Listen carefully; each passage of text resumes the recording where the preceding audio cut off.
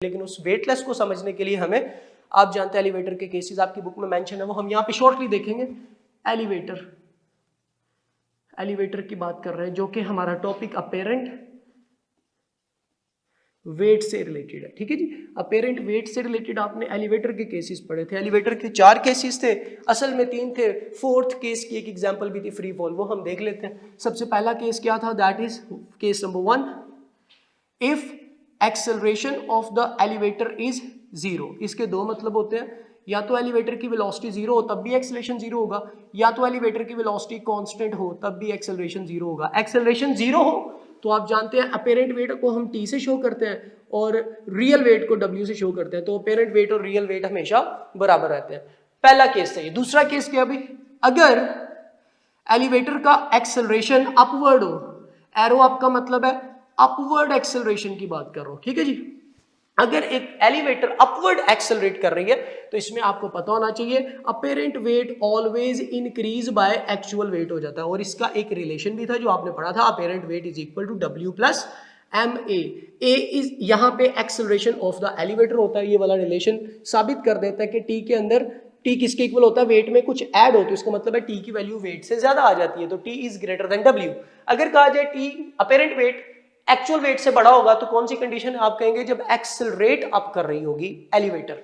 इसके अलावा तीसरा केस आपने पढ़ा था, दैट इज एक्सेलरेशन डाउन का केस, और जब डाउनवर्ड बात करें तो डाउनवर्ड के केस में apparent weight will less than actual wait, और ये किसके इक्वल, किस रिलेशन से हम इस वैल्यू को निकालते हैं कि वेट में से ma को माइनस करना पड़ता है, ऊपर प्लस किया था नीचे माइनस करना पड़ता है। इस तरह फोर्थ केस आपकी बुक में बना दिया, असल में वो थर्ड केस की ही एप्लीकेशन है। वो क्या था, एक्सेलरेटिंग डाउनवर्ड लेकिन with an acceleration of g के साथ, g के एक्सेलरेशन के साथ एलिवेटर अगर डाउनवर्ड आए तो मतलब उसका एक्सेलरेशन g हो जाएगा, और इस केस को आपने नाम दिया था फ्री फॉल, जो कि स्पेशल केस है तीसरे वाले का। और इसमें हमेशा अपेरेंट वेट किसके इक्वल हो जाता है, 0 के इक्वल। और ये आपने कैसे किया था, t is equal to w इस फॉर्मूले के मुताबिक माइनस m, और एलिवेटर का एक्सेलरेशन g के बराबर हो गया, तो अगर यहां से w की वैल्यू लिखे वो भी mg होती है और ये भी mg, तो आंसर क्या आ जाता है, 0।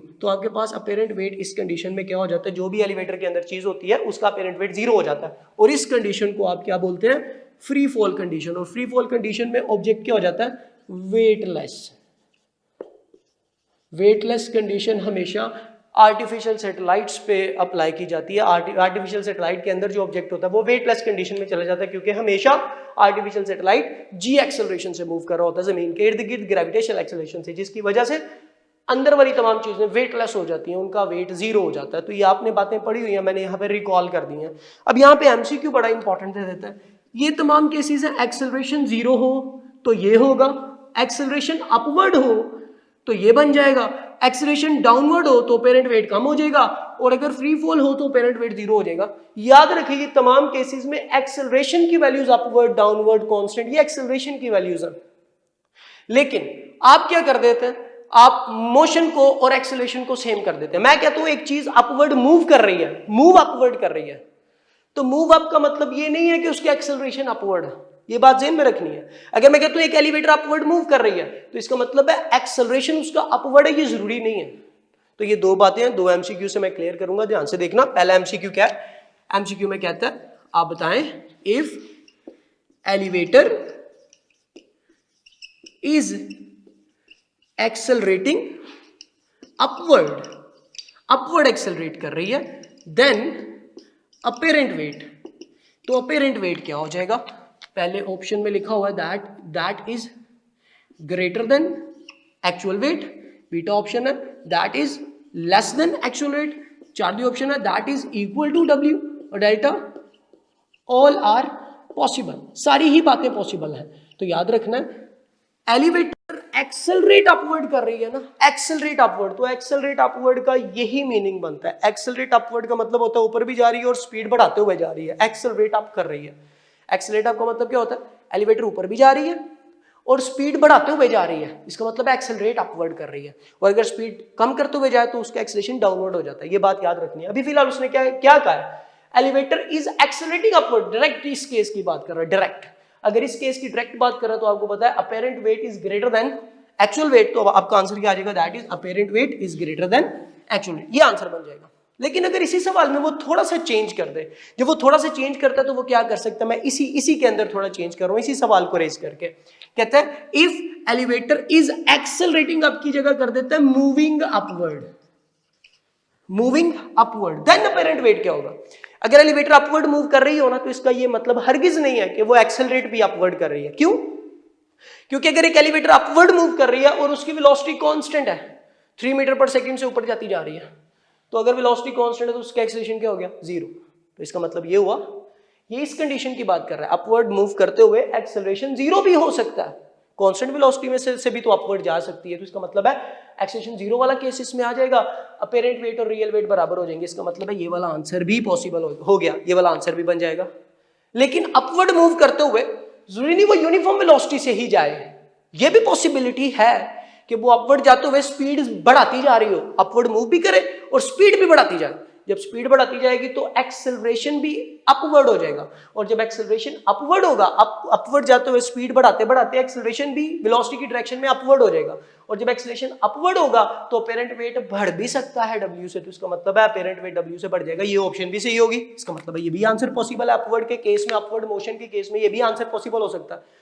लेकिन ये भी हो सकता है एलिवेटर अपवर्ड जा रही है और स्पीड डिक्रीज कर रही है, और अगर स्पीड डिक्रीज करेगी, मूव तो वो अपवर्ड ही कर रही है, स्पीड डिक्रीज करने का मतलब है एक्सेलरेशन नेगेटिव हो गया, ब्रेक लग रही है, जब वो अपवर्ड मूव करते करते ब्रेक लगाएगी तो एक्सेलरेशन डाउनवर्ड हो जाएगा, और एक्सेलरेशन डाउन का केस भी इसी केस में आ जाएगा, मूविंग अपवर्ड के केस में एक्सेलरेशन डाउन भी हो सकता है, ब्रेक लगाने का केस, और इस केस में एक्सेलरेशन डाउनवर्ड होने का मतलब है अपेरेंट वेट, डाउनवर्ड एक्सेलरेशन का मतलब है अपेरेंट वेट में भी लेस देन W की ये वाली ऑप्शन है, तो इसका मतलब है इस केस में सारी बातें ही पॉसिबल है।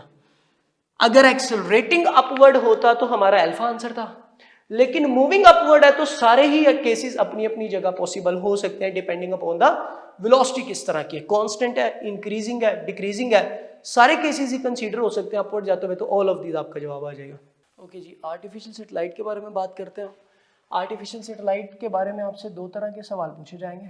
पहले आर्टिफिशियल सैटेलाइट के आपने वेलोसिटी का रिलेशन पहले भी लिख दिया, मैं दोबारा लिख रहा हूँ, स्क्वायर रूट GR, और ये आर्टिफिशियल सैटेलाइट में कौन सा सैटेलाइट है, क्लोज्ड ऑर्बिटिंग सैटेलाइट, ठीक है जी।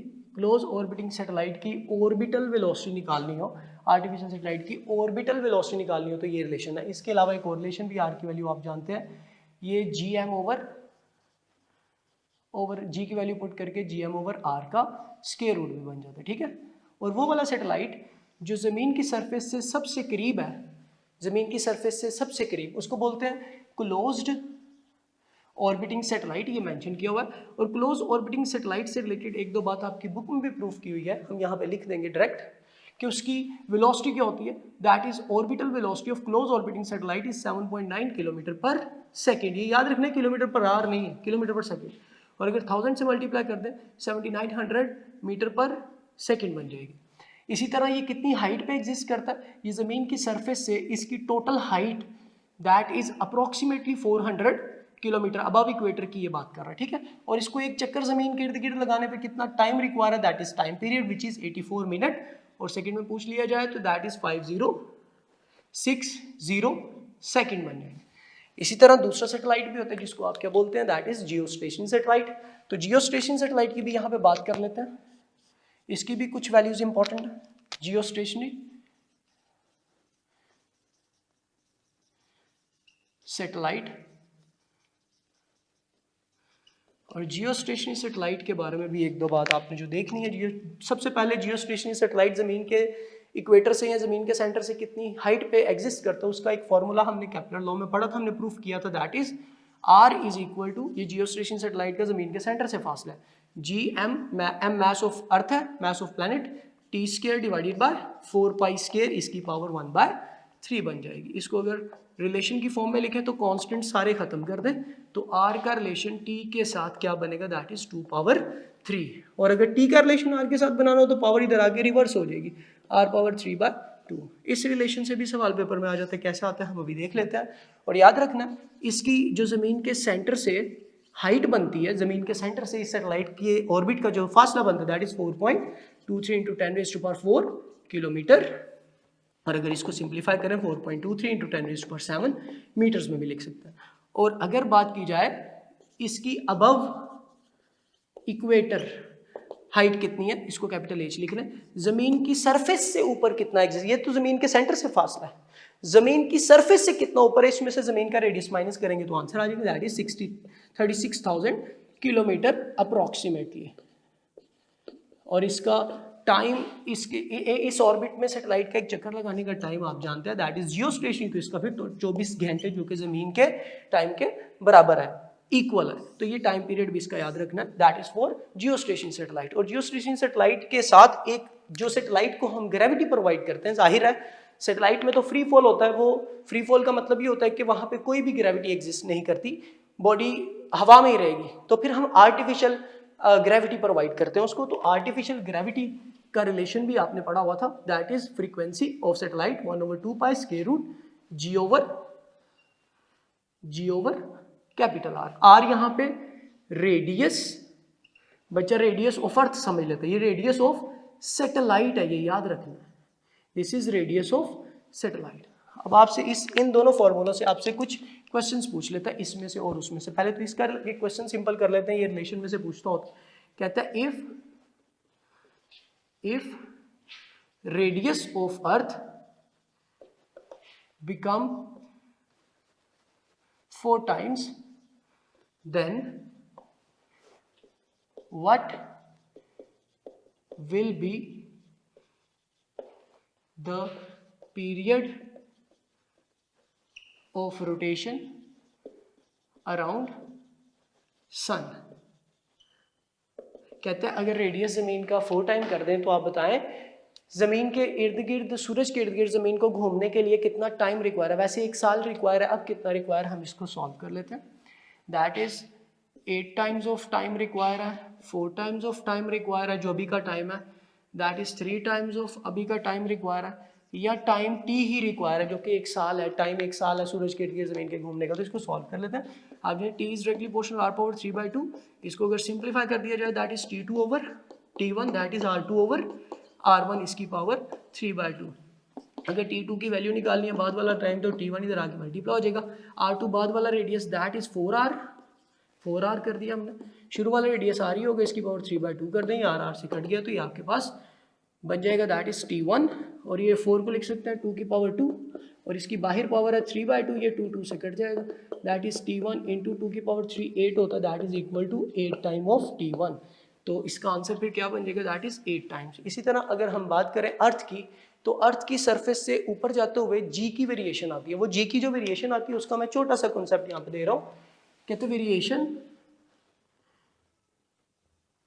इन जी की वेरिएशन कैसे आती है, कहते हैं अगर अर्थ के सेंटर से हम अपवर्ड मूव करना शुरू कर दें, तो अगर मैं अर्थ की ग्रेविटी की वैल्यू, जी की वैल्यू वाई एक्सिस पे ले लूँ, और डिस्टेंस जो ज़मीन के सेंटर से ऊपर जाने वाला है उसको अगर मैं एज के साथ शो कर दूं या आर के साथ शो कर दूं, तो ज़मीन के सेंटर से, जो कि ज़मीन का सेंटर ओ से मैं शो कर रहा हूँ, ज़मीन के सेंटर पे ग्रेविटी की वैल्यू 0 होती है, मतलब ज़मीन के सेंटर से डिस्टेंस भी 0, ग्रेविटी की वैल्यू भी 0, और ज़मीन के सेंटर से ज़मीन की सरफेस तक आते हुए जी और आर का, ज़मीन के सेंटर से, ये ज़मीन का सेंटर है, यहाँ पे जी की वैल्यू 0 है, यहाँ से सरफेस पे आते हुए, ऊपर आते हुए, यहाँ तक आते हुए, ज़मीन के रेडियस तक आते हुए, ये जी और आर का डायरेक्ट रिलेशन होता है। जी और आर का डायरेक्ट रिलेशन मतलब स्ट्रेट लाइन जवाब आता है। और अगर ज़मीन की सरफेस से, ये सरफेस है, यहाँ से अगर आप ऊपर मूव कर जाए एल्टीट्यूड पे, तो एल्टीट्यूड पे मूव करते हुए जी और आर का इनवर्स स्क्वायर लॉ होता है आइंस्टाइन न्यूटन के मुताबिक, तो ये रिलेशन बन जाएगा इस तरह का, inverse square law. Inverse square law का ग्राफ इस तरह की कर्व आती है, ये इनवर्स स्क्वायर लॉ होता है, ठीक है, 1/r स्क्वायर के साथ। ये सरफेस ऑफ अर्थ है, और सरफेस ऑफ अर्थ पे जी की वैल्यू पोल के ऊपर मैक्सिमम होती है, दैट इज 9.8 मीटर पर सेकेंड स्क्वायर। 9.8 मीटर पर सेकेंड अगर पूछा जाए अर्थ के ऊपर जी की वैल्यू अर्थ के लिए सबसे ज्यादा कहां पे होती है, तो आप कहेंगे that is at the surface, यहाँ पे सरफेस पे मैक्सिमम होती है, और कितनी होती है 9.8, दिस इज एट द पोल, ये पोल के ऊपर वैल्यू है। ओके, हम जी के रेफरेंस से कुछ कंक्लूजन्स देख लेंगे। अब कंक्लूजन्स क्या क्या है जी के हवाले से, वो हम यहाँ मेंशन कर देते हैं। सबसे पहली कंक्लूजन ये है, ये आपने एज इट इज याद रखनी है, जी इज मैक्सिमम एट पोल, अर्थ का जो पोल है वहां पे जी मैक्सिमम होता है, और अर्थ की सरफेस के ऊपर ऊपर की बात कर रहा हूँ, जी इज मैक्सिमम एट पोल। और अगर बात की जाए जी सरफेस के ऊपर, सरफेस के ऊपर सबसे कम जी कहाँ पे होता है, मिनिमम एट इक्वेटर, क्योंकि इक्वेटर सेंटर से दूर होता है। ये हम बात कर रहे हैं at surface of earth. Surface of earth पे मैक्सिमम जी की वैल्यू पोल पे होती है, जो कि 9.8 मीटर पर सेकेंड स्क्वायर है, आप जानते हैं, ठीक है। और इक्वेटर सेंटर से दूर होते हैं, इसलिए यहाँ पे जी की वैल्यू मिनिमम होती है। तो फिर यहाँ से ये भी बात निकल गई, इजीली समझ में आ जाएगा। पोल पे जी की वैल्यू ज्यादा है, इक्वेटर पे कम है, तो अगर पोल से इक्वेटर की तरफ आए, पोल पे ज्यादा इक्वेटर पे कम है, तो हम ज्यादा से कम की तरफ जा रहे हैं। उसका मतलब है if we move from pole to equator then g decreases. Pole पे ज्यादा इक्वेटर पे कम, तो जी की वैल्यू कम हो रही है दूसरे वर्ड्स में। और इस तरह g varies directly with r, ये डेप्थ के अंदर बात है, और g varies inverse square law with height, ये न्यूटन का लॉ जो हमने वहां पे ग्राफ में भी देख लिया। तो इन सारी बातों को याद रखना, एलिवेटर का केस भी इसमें याद रखना। थैंक यू वेरी मच बेटा।